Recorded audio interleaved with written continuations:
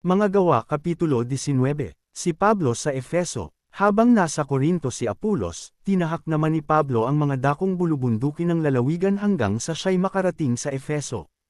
Natagpuan niya roon ang ilang alagad at sila'y tinanong niya, "Tinanggap ba ninyo ang Espiritu Santo nang kayo'y sumampalataya?"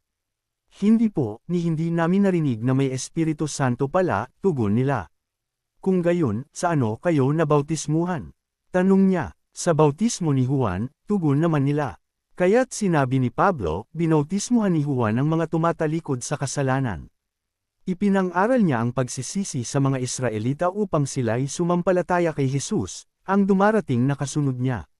Nang marinig nila iyon, nagpabautismo sila sa pangalan ng Panginoong Hesus. Nang aipatong ni Pablo ang kanyang kamay sa kanila, bumaba ang Espiritu Santo at sila'y nagsalita ng iba't ibang wika at nagpahayag ng mensaheng mula sa Diyos. Humigit kumulang sa 12 lalaki ang nagpabautismo.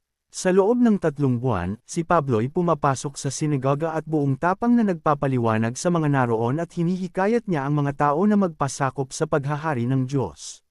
Ngunit may ilan sa kanila na nagmamatigas at ayaw sumampalataya, at nagsasalita pa sila ng masama laban sa daan sa harap ng kapulungan. Kaya't iniwan ni Pablo ang sinagoga kasama ang mga mananampalataya at nagpatuloy ng kanyang pangangaral araw-araw sa paaralan ni Tirano. Tumagal siya roon ng 2 taon, kaya't ang lahat ng naninirahan sa Asia, maging Hudyo o Grigo ay nakarinig ng salita ng Panginoon. Ang mga anak ni Eseva, gumagawa roon ng Diyos ng mga pambihirang himala sa pamamagitan ni Pablo. Kahit panyo o damit na kanyang ginamit ay dinadala sa mga may sakit. Gumagaling naman ang mga ito at lumalayas ang masasamang espiritong nagpapahirap sa kanila. May ilang Hudyo roon na naglilibot at nagpapalayas ng masasamang espiritu. Pinapangahasan nilang gamitin ang pangalan ng Panginoong Hesus sa pagpapalayas ng masasamang espiritu sa mga sinasapian ng mga ito.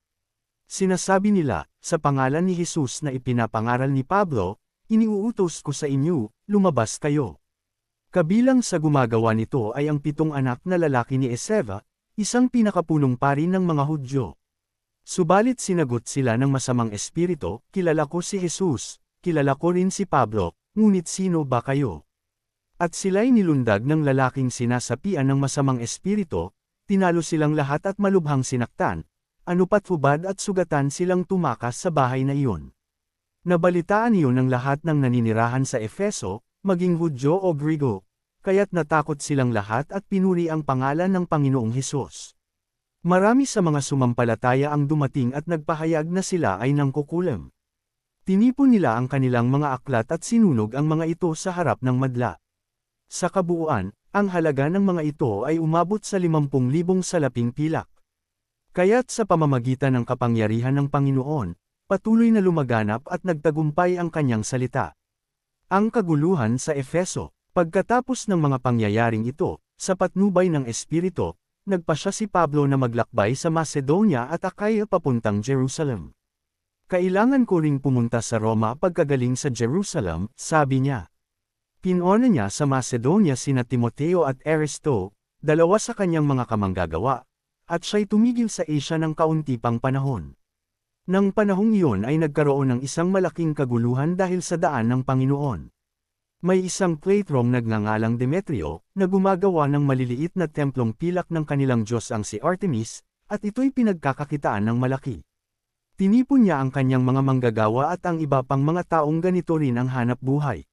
Sinabi niya, "Mga kasama, alam ninyong sa gawaing ito nagmumula ang ating masaganang pamumuhay. Nakikita ninyo't, naririnig kung ano ang ginagawa ng Pablong iyan.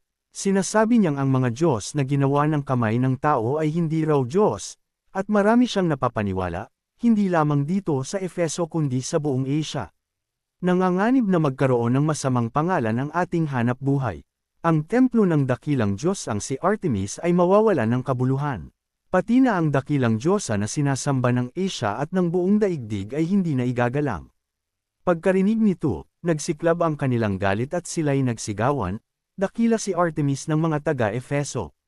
Kaya't nagkagulo ang mga tao sa buong lungsod, kinaladkad nila sina Gaius at Aristarca, mga taga-Macedoniang kasama ni Pablo sa paglalakbay, at sama-sama silang sumugod sa tanghalan. Nais sana ni Pablong humarap sa madla, ngunit hindi siya pinayagan ng mga kapatid. Nagpasugo rin sa kanya ang ilang kaibigang mga pinuno sa lalawigang Asia. Mahigpit siyang pinakiusapang huwag pumunta sa tanghalan. Magulang magulo ang kapulungan, may sumisigaw ng isang bagay, at ang iba'y iba naman. Hindi alam ng karamihan kung bakit sila nagkakatipon-tipon doon. Inakala ng ilang naroon na si Alejandro ang dahilan sapagkat siya ang ibinungad ng mga Hudyo sa madla.